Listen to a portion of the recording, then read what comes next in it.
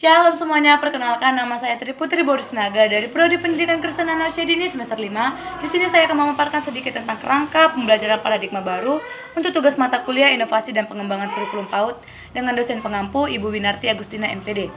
Kerangka paradigma baru memiliki bagian kerangka kurikulum merdeka, yang dimana kerangka dasar kurikulum yaitu tujuan pendidikan nasional, profil Pancasila, yang meliputi standar kompetensi lulusan yang dimana standar isi, standar proses, serta standar penilaian pendidikan, struktur kurikulum, capaian pembelajaran, prinsip pembelajaran, dan asesmen ditetapkan oleh pemerintah.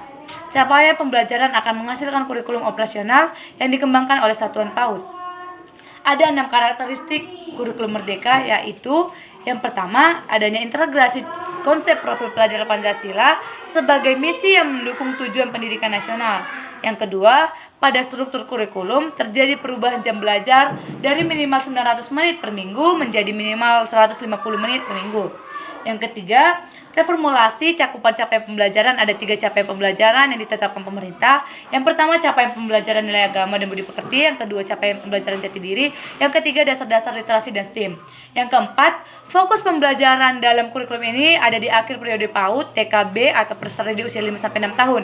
Yang kelima, adanya konsep kurikulum operasional sekolah. Yang keenam, dirumuskannya konsep prinsip pembelajaran dan asesmen pada pembelajaran dengan paradigma baru ini. Ada prinsip pembelajaran pada PAUD, yaitu yang pertama, pembelajaran dirancang dengan mempertimbangkan tahap perkembangan pada tingkat pencapaian peserta didik saat ini, sesuai kebutuhan belajar serta mencerminkan karakteristik dan perkembangan yang beragam sehingga menjadi pembelajaran yang bermakna dan menyenangkan. Yang kedua, pembelajaran dirancang dan dilaksanakan untuk membangun kapasitas untuk menjadi pembelajaran sepanjang hayat. Yang ketiga, proses pembelajaran mendukung perkembangan anak.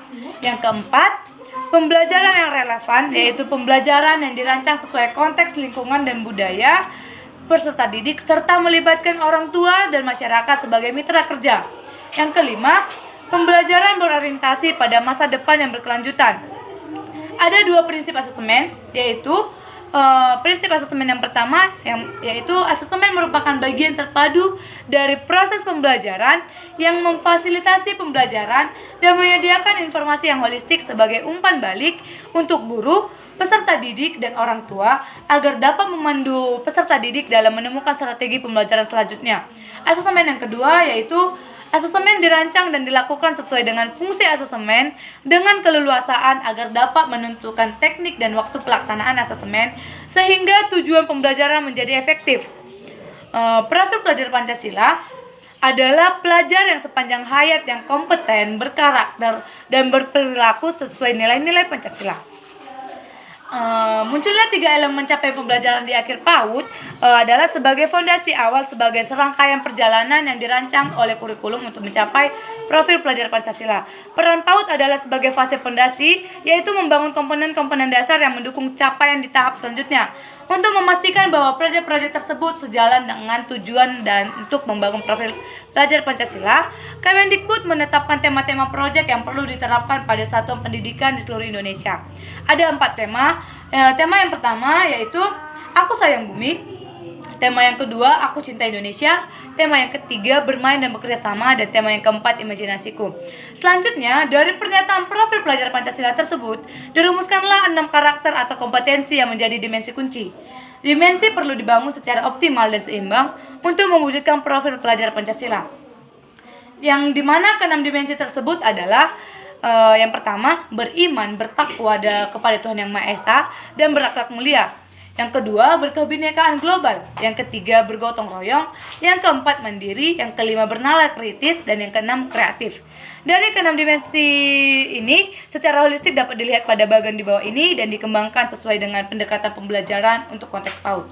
Yang dimana bagian profil pelajar Pancasila meliputi intrakurikuler, proyek penguatan profil pelajar Pancasila dan budaya kerja, dan yang ke ekstrakurikuler.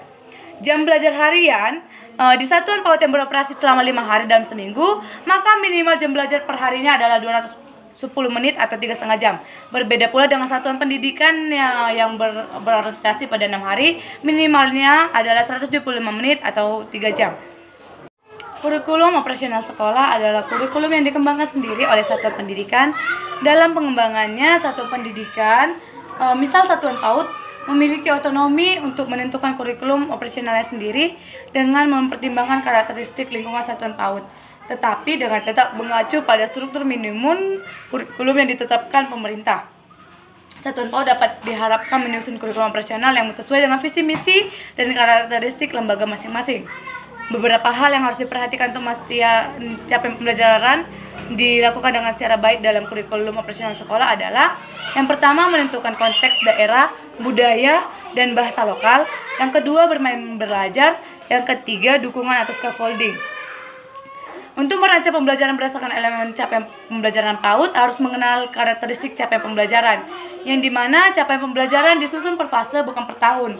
Artinya capaian pembelajaran adalah capaian pada akhir fase fondasi TKB atau saat anak-anak selesai pada jenjang PAUD, dan bukan capaian yang ingin dicapai pada setiap jenjang PAUD.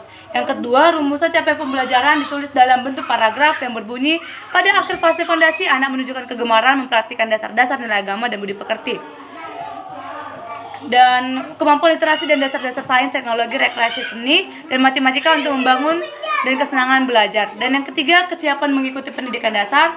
Ketiga elemen capaian pembelajaran tersebut dicapai melalui serangkaian kegiatan bermain belajar. Untuk menerjemahkan capaian pembelajaran ke dalam kurikulum operasional sekolah, yang pertama, menentukan tujuan pembelajaran satuan PAUD.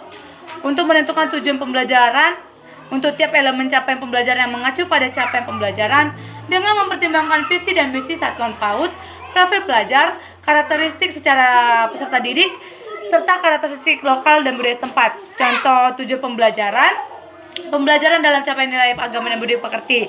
Anak mengenali dan mempraktikkan nilai dan kewajiban ajaran agamanya. Anak mengamalkan nilai-nilai ajaran agamanya dalam interaksi dengan sesama dan alam, seperti tumbuhan, hewan, lingkungan hidup. Anak mengenal keberagaman dan menunjukkan sikap menghargai agama dan kepercayaan orang lain.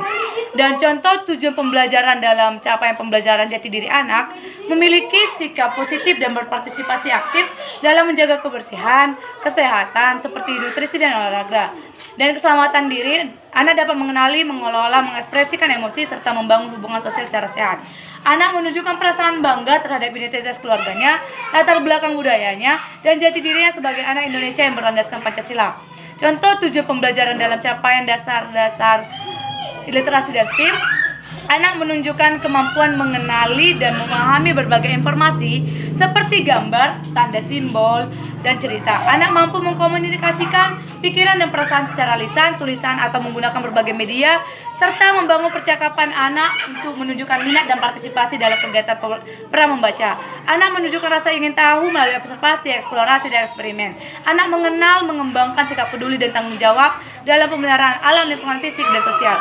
Anak menunjukkan kemampuan awal menggunakan dan merancang teknologi secara aman dan bertanggung jawab. Anak menunjukkan kemampuan dasar berpikir kritis, kreatif, dan kolaboratif. Anak dapat mengenal dan melihat hubungan antar pola, simbol, dan data, serta dapat menggunakannya untuk memecahkan masalah di dalam kehidupan sehari-hari. Anak mengeksplorasi berbagai proses seni, mengekspresikannya, serta mengapresiasi karya seni.